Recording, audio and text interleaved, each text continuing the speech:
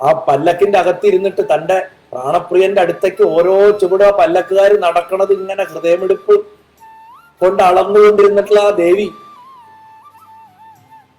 അതിനപ്പുറത്തേക്ക് അമ്മയ്ക്ക് സഹിക്കാനായില്ല എന്നാ പറഞ്ഞത്. ദേവി അങ്ങോട്ട് പല്ലക്കിന്ന് ചാടി പുറത്തേക്ക് ഇറങ്ങി ശ്രീകോവിൽ ലക്ഷ്യമാക്കിയിട്ട് ഓടി എന്നാ പറഞ്ഞത്.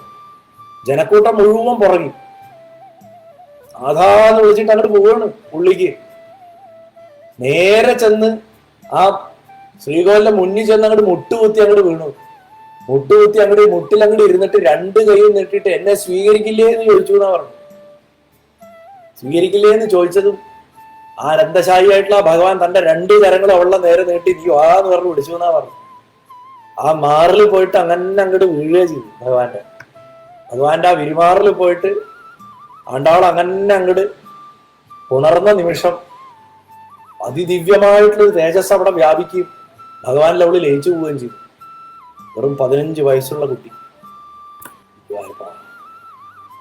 അങ്ങനെയാണ് ആണ്ടാളുടെ ഭഗവത് സാക്ഷാത്കാരം ഉണ്ടാവുന്നത്.